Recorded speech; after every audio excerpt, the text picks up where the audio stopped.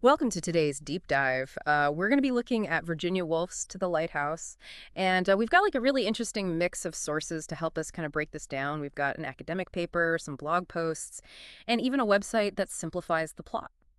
On the surface, it might seem like just a simple story about like a family vacation and a trip to a lighthouse. But I think as we dig in, we're going to find that there's a lot more going on beneath the surface. Absolutely. Wolf is so good at using symbolism and structure to explore these big themes about relationships and time and just how we even see the world. I mean, even just the way the novel is structured in three parts: the window, then time passes, and finally the lighthouse. That adds so many layers of meaning. Yeah. Yeah, it's like each part is like a different lens, right? You're seeing the same story, but from a different perspective. But okay, let's talk about that lighthouse for a second. It's almost like, it's not even like a character, but it's always there, looming over everything. And it seems to mean something different to each of the characters. It's such a powerful symbol, wouldn't you say? Like, for Mrs. Ramsey, the lighthouse represents this hope and connection. It's like this dream of bringing her family together. But for James, her son, it's tied up with all this resentment towards his father. Right, right. And that's what's so interesting to me. It's like this simple object, the lighthouse, ends up reflecting all these complex human desires and how our own interpretations shape our reality.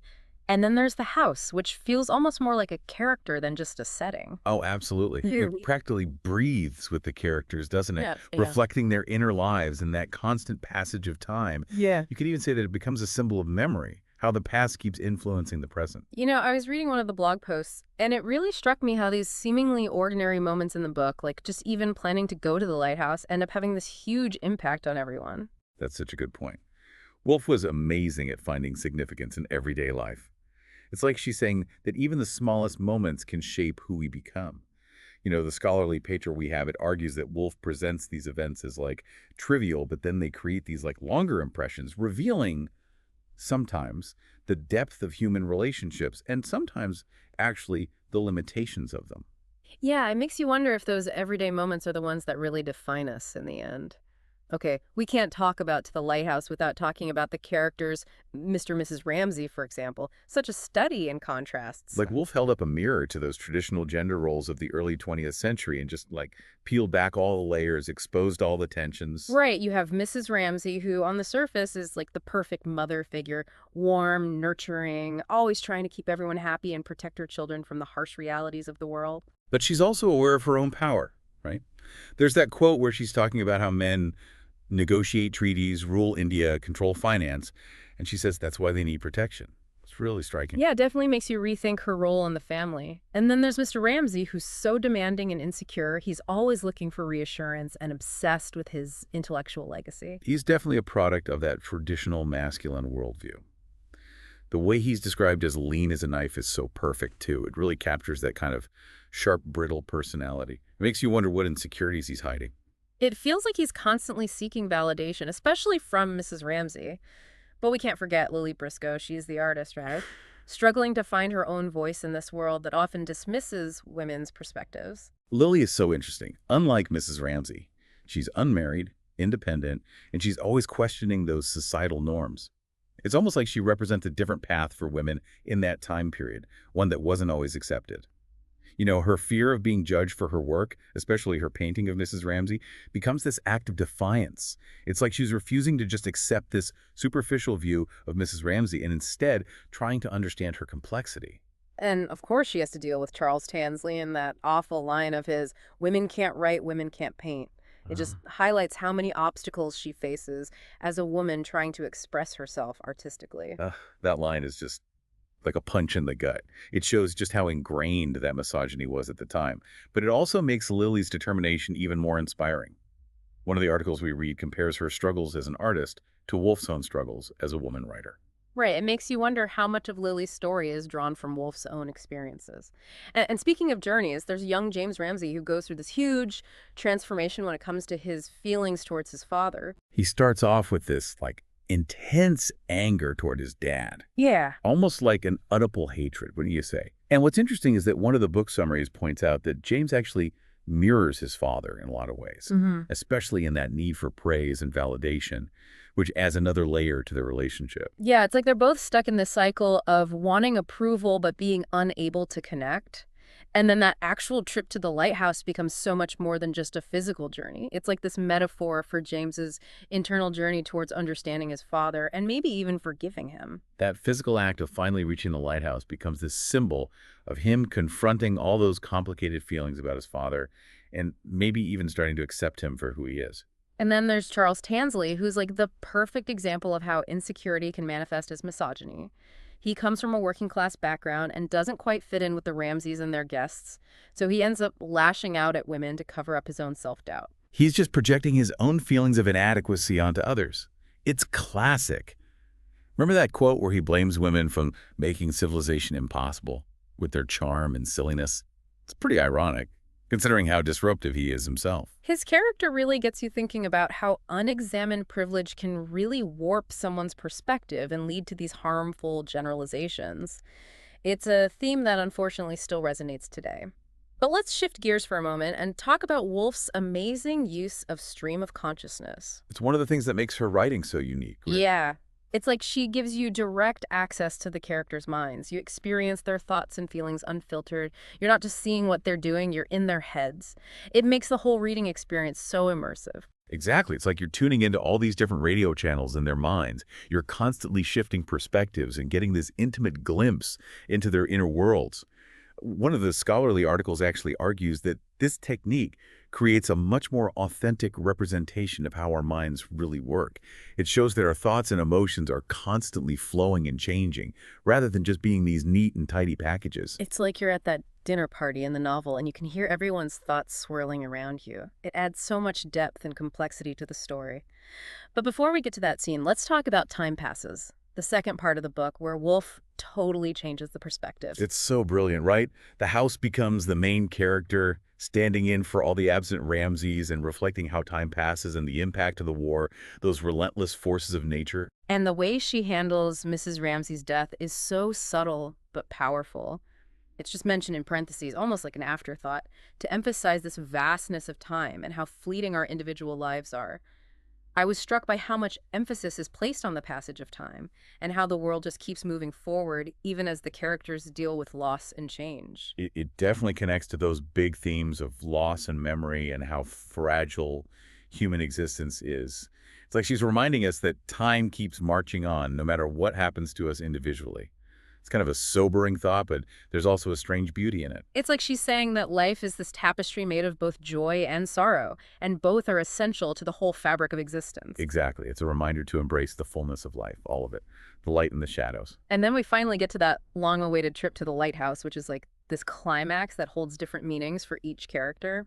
For James and Cam, it's about confronting their feelings about their dad and coming to terms with their mother's absence. They're both trying to make sense of their childhoods and figure out how it all shaped them.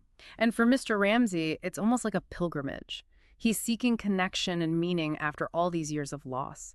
And we even start to see a softer side to him, a vulnerability that he rarely shows in the beginning of the book. It's as if he's finally letting go of that rigid need for control and allowing himself to be seen, flaws and all. And for Lily, that trip is about finally completing her painting and accepting her artistic vision, claiming her independence.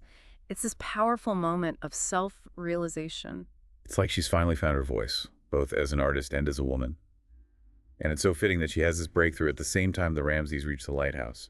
It's like Woolf is suggesting that they've all achieved some kind of understanding, a resolution to all those inner conflicts. It's such a beautiful and satisfying ending to this really complex story.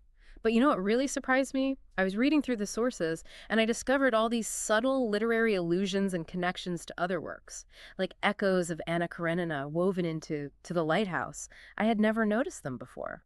Woolf was a master at weaving in these subtle references. One example is the parallel between Lily and William Banka's sort of stalled relationship and that doomed proposal between Varenka and Sergei in Anna Karenina. It makes you wonder what she was trying to say about the complexities of love and how society dictates how we're supposed to act. It's like she's having this conversation with Tolstoy across time and space, using his work to illuminate her own exploration of human relationships. It adds a whole new dimension to the novel. Absolutely. And it's not just Tolstoy. She incorporates elements of Macbeth, too, adding those layers of ambition and guilt and those shifting ideas of good and evil. Wow, I can't wait to hear more about that. What specific examples did you find? Well, one that stood out to me is that moment where Mrs. Ramsey says, If she had said half what he had said, she would have blown her brains out by now. It really echoes Lady Macbeth's line, "Had I so sworn as you have done to this." It creates this fascinating parallel between these two women and their struggles with expectations and their own inner turmoil. It makes you wonder if Mrs. Ramsay's outward calmness is masking a deeper frustration, even despair, like Lady Macbeth. And there's another connection to Macbeth and the theme of time.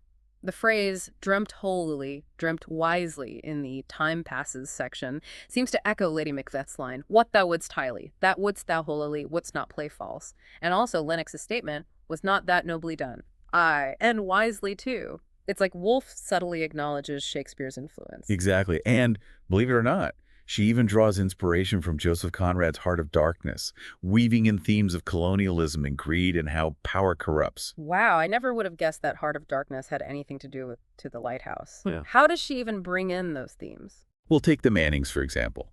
They're building a new billiard room, right?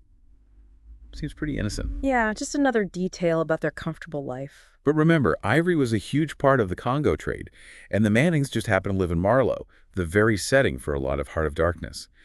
It's like Woolf is drawing the subtle line between their lifestyle and the exploitation happening in Africa. So she's not just telling a story about a family, she's making a statement about larger societal issues. It makes you think about how connected everything really is. Precisely. And it gets even more thought-provoking when you compare Mrs. Ramsay to Kurtz, that central figure in Heart of Darkness. They seem totally different at first glance. Right. Mrs. Ramsay is all about family and harmony, and Kurtz is this mysterious character who descends into madness. But they share this desire for control. Mrs. Ramsay manages her household and social circle very carefully, and Kurtz wants to control the Congo and its people. They both start with what might seem like good intentions, but that desire for power leads to destruction. It's like she's saying that even the best of intentions can be corrupted by power. Exactly. And there's another interesting link between the two novels. The motif of knitting Mrs. Ramsay is always knitting, and in Heart of Darkness, there's that image of those two women knitting black wool. It's subtle, but it connects these two worlds. What do you think she's trying to say with that connection? It's open to interpretation, of course, but maybe it's a warning. Even something as seemingly innocent as knitting can be tied to systems of power and exploitation. It's like she's saying that we can't always separate our personal lives from the larger political and social context. It definitely makes you think about the impact of our everyday choices, doesn't it? It does. And that's what makes Woolf such a brilliant writer. She makes us think critically and question our assumptions. You know, as we've been talking about all this, one thing that keeps striking me is how the novel doesn't offer any easy answers. It's not a straightforward story with a clear moral or message. That's one of the things I love about Woolf. She embraces ambiguity and complexity. The novel is full of contradictions, both in the characters themselves and the themes she explores. It's not about finding the right answer. It's about grappling with the messiness of life. It's like she's saying that life is full of gray areas, and that's okay. Exactly. It's rejecting that kind of black and white thinking. Instead, it's about understanding that the world is nuanced and multifaceted, and that ties in really well with her use of stream of consciousness. Because we're getting access to those internal struggles, right? All those conflicting thoughts and emotions that everyone experiences. It reminds me of what you said earlier about the novel being structured in those three parts, each like a different lens. I'm curious to hear more about that. Sure. So think of the window as the introduction. It sets the stage, introduces the characters and their relationships. It's like we're looking through a window, observing their lives from a distance. Okay, so it's that first glimpse, but we're not fully immersed yet. Right. Then time passes, comes along, and completely shifts things. The house becomes the focus, and it reflects the passage of time, the impact of war. It's like the lens has zoomed out, and we're seeing things from this broader perspective.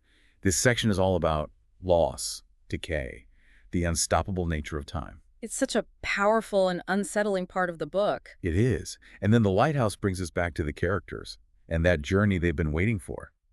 The lens narrows again, but now we're seeing them with this deeper understanding, having witnessed how time has changed everything. And it's not just the characters who have changed. Our perspective as readers has changed too. We've seen the story through these different lenses, and it's changed how we understand it. Exactly. That layered structure reinforces the idea that there are multiple ways to see and experience the world. It's about recognizing those different perspectives and accepting that there's no single absolute truth. It's like a reminder that our understanding of the world is always changing and evolving. That's right. And that open-endedness is what makes Woolf's work so timeless. It invites you to have a dialogue with the text, to come up with your own interpretations, and to connect with those characters on a personal level. It's like she wants us to be active participants in the story, not just passive readers. Absolutely. Hmm. And that idea of active engagement is really highlighted by the different kinds of sources we're using for this deep dive. We have scholarly analysis, personal reflections from blogs, and even that website that simplifies the plot. Each source gives us a different entry point into the book. It's like we're getting to see its complexity from all these different angles. Exactly. It reminds us that there's so many ways to approach a work of art, and each perspective offers something valuable. It's like realizing that there's no one right way to read a book. Right. It shows how important it is to think critically, not just accept one interpretation as the absolute truth. It's about looking at different points of view, weighing the evidence, and coming to your own conclusions. That's what makes literature so enriching. It's not about passively absorbing information. It's about having this dialogue with the text and with other readers. It's a shared journey of discovery, and that's what makes it exciting. Now, one aspect we haven't talked about much is the role of art and the artist, especially with Lily Briscoe. What are your thoughts on her journey? Well, it seems like her struggles as an artist mirror a lot of the themes we've been discussing.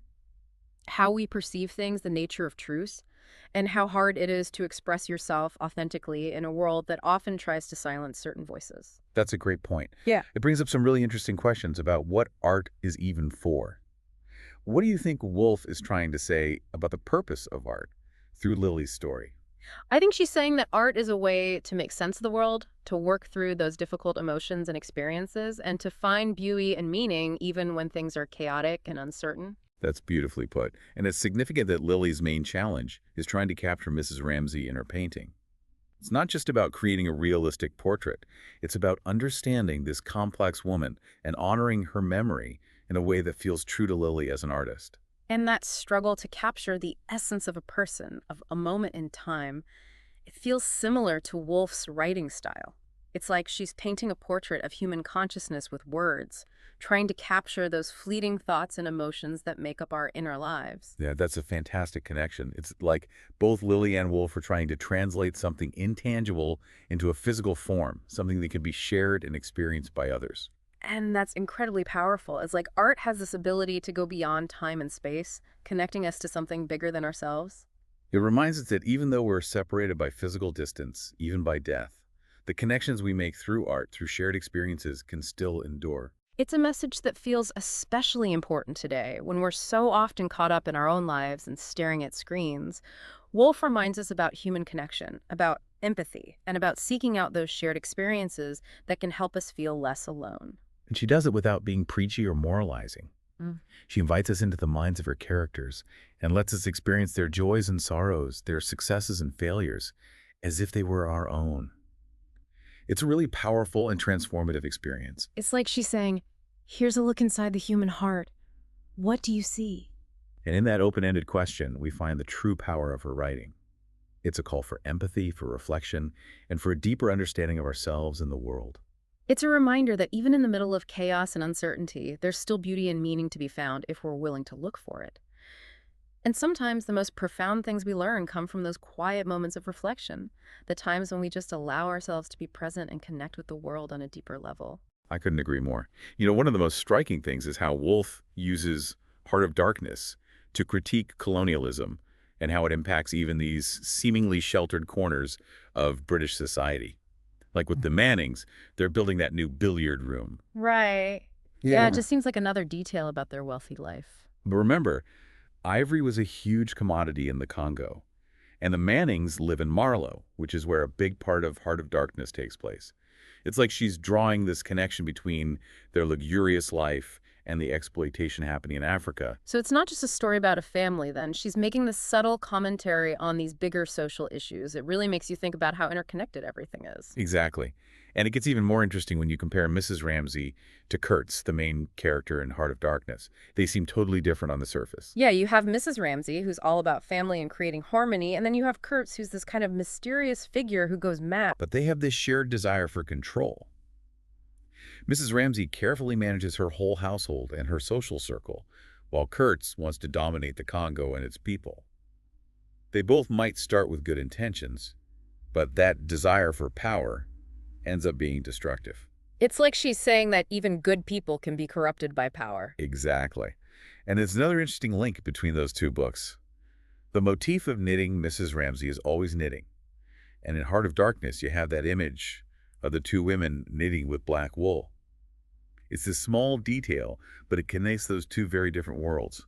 What do you think she's trying to say with that connection? It's up for interpretation, but one way to read it is as a kind of warning. Even something as seemingly innocent as knitting can be connected to larger systems of power and exploitation. It's like she's saying that you can't always separate your personal life from the bigger political and social world. It makes you question the effects of all our everyday actions. Definitely. And that's part of what makes Woolf such a great writer. She forces you to think critically, to question your assumptions. As we've been talking about all this, it keeps striking me that To the Lighthouse doesn't give you any easy answers. It's not a straightforward story with a clear moral. I know, right? That's one of the things I find so fascinating about Woolf. She embraces ambiguity. The novel is full of contradictions, both in the characters and in the themes it explores. It's not about finding the right answer. It's about wrestling with the messiness of life. It's like she's saying that it's okay for things to not be black and white. Exactly. It's a rejection of that kind of simplistic thinking. It's about understanding that the world is full of nuances. And that actually connects really well with her use of stream of consciousness. Because we're seeing those internal struggles, right? Those conflicting thoughts and emotions that everyone has. It makes me think about what you were saying before about the three parts of the novel, how each one is like a different lens. I'd love to hear more about that. Sure. So think of the window as the setup, the introduction. It brings you into the world of the novel, introduces the characters and their relationships. It's like you're looking through a window, observing their lives from a bit of a distance. So it's our first look, but we're not fully immersed yet. Right. And then you have time passes, which totally changes things. The focus shifts to the house, and it becomes this representation of the passing of time, the impact of war. It's like the lens has zoomed out, and we're seeing things from a wider perspective. This whole section is about loss, decay, the relentless nature of time. It's a really powerful and unsettling part of the book. Definitely. And then finally, The Lighthouse brings us back to the characters and that trip they've been waiting to take. The lens narrows again, but now we're seeing them with a deeper understanding, having witnessed how time has affected them. And it's not just the characters who have changed. Our perspective as readers has changed too. We've seen the story through these different lenses, and it's shaped how we understand everything. Exactly. That multi-layered structure really reinforces the idea that there are many ways to experience the world. It's about accepting those different perspectives and understanding that there's not just one single truth. It's a good reminder that the way we understand the world is always changing. It is. And that open-endedness makes Woolf's work so timeless. It invites you to have a conversation with the book, to form your own interpretations, to connect with the characters on a personal level. It's like she wants you to be an active part of the story, not just a passive observer. Exactly. And that idea of being an active participant is really highlighted by the variety of sources we're using for this deep dive. We have the academic analyses, those personal reflections from blog posts, and even that website that breaks down the plot in a simple way. Each source offers a different way to enter the world of the novel. It's like we're seeing the book's complexity from all of these different angles. Right. It reminds us that there's not just one right way to approach a work of art. Each perspective can add something valuable. It's like realizing that there's no one correct way to read a book. Exactly. It's about thinking critically, not just accepting one interpretation as the absolute truth. It's about considering different viewpoints, weighing the evidence, and reaching your own conclusions. That's what makes reading literature so enriching. It's not about passively taking in information. It's about this active dialogue you have with the book and with other readers. It's a shared journey of discovery, and that's what makes it exciting. Now, one thing we haven't really delved into is the role of art and the artist, particularly with Lily Briscoe. What are your thoughts on her journey? You know, it strikes me that her struggles as an artist reflect a lot of the bigger themes we've been talking about. Perception, truth, the challenges of expressing yourself authentically in a world that often tries to silence certain voices. That's a great observation. It raises some really interesting questions about what art is for. What do you think Woolf is trying to say about the purpose of art through Lily's experiences? I think she's saying that art is a way of making sense of the world around us. It's a way to work through those difficult emotions and experiences and to find beauty and meaning even in the midst of chaos and uncertainty. That's beautifully put. And it's important to remember that Lily's biggest struggle is trying to capture the essence of Mrs. Ramsay in her painting. It's not just about making a technically accurate portrait, it's about understanding this complex woman and honoring her in a way that feels true to Lily's own vision as an artist. And that struggle to capture the essence of someone, of a moment in time, it reminds me of Woolf's writing style. It's like she's using words to paint a portrait of human consciousness, trying to capture those fleeting thoughts and emotions that make up our inner lives. That's such an insightful connection. It's like both Lily and Wolf are trying to make the intangible tangible to create something that can be shared and experienced. And there's something so powerful about that. It's like art has this ability to transcend time and space, to connect us to something bigger than ourselves. It reminds us that even when we're separated by distance or even death, the connections we make through art, through shared experiences, can endure. It's a really powerful message, especially today, when we're so often caught up in our own individual lives and glued to our screens. Wolf reminds us of the importance of human connection, of empathy, of finding those shared experiences that can help us feel less alone. And she does it all without preaching or being heavy-handed. She invites us into the minds of her characters and lets us experience their joys and sorrows, their triumphs and failures, as if they were our own. It's an incredible experience, really transformative. It's like she's saying, here's a glimpse inside the human heart. What do you see? And in that open-ended question, we find the true power of her work. It's a call for empathy, for reflection, and for a deeper understanding of ourselves and the world. It's a reminder that even in the midst of chaos and uncertainty, there's still beauty and meaning to be found if we're just willing to look for it. And sometimes the most profound insights come from those quiet moments of reflection, the times when we just allow ourselves to be present and connect with the world on a deeper level. It's amazing how she can do so much with just words. You know, as we've been talking about all these different parts of the book, I keep thinking about the idea of reconciliation. It seems like it's everywhere in The Lighthouse, like running through all those complicated relationships and connecting to those bigger themes about time and how we change. Yeah, you're right. It's definitely a central part of the story. I Uh-huh. mean, throughout the novel, we see the characters struggling to connect, trying to bridge these gaps between them, but it's not always easy. Right. It's not like a simple happily ever after kind of thing. It feels more real, more earned. Like it reflects how messy human relationships can be. It really does, and I think that's why it resonates with so many readers. Hmm. We've all had those moments in our own relationships where we just can't seem to communicate, or old hurts come back, and we end up feeling isolated. It's like she captures that universal desire for connection, but also the struggles that come with it. All those things we don't say, the resentments we hold on to, it Oh, that builds up. absolutely. And Wolf doesn't shy away from that. She shows us those raw emotions, the hurt, the longing. But even with all that, there are these glimpses of hope, these little moments of tenderness and understanding that suggest reconciliation is possible. Yeah, one of the most powerful examples for me is that relationship between James and Mr. Ramsay. It's so strained at the beginning of the book, full of resentment and misunderstanding. It's hard to read. Sometimes James sees his father as this controlling figure who crushes his dreams, and Mr. Ramsay just seems totally oblivious to the effect he has on his son. But then during that trip to the lighthouse, something changes. It's subtle, but it's definitely there. It's like the physical journey becomes this emotional journey for both of them. James starts to see his father differently, recognizing his vulnerabilities, the sadness he hides, and Mr. Ramsay starts to soften towards James, praising him, acknowledging him. Right. It's not a complete turnaround, but it's a start. It shows that even in the most difficult relationships, there's potential for growth and forgiveness. Exactly. Yeah. And it's not just them. We see Lily working through her feelings towards Mrs. Ramsay, too.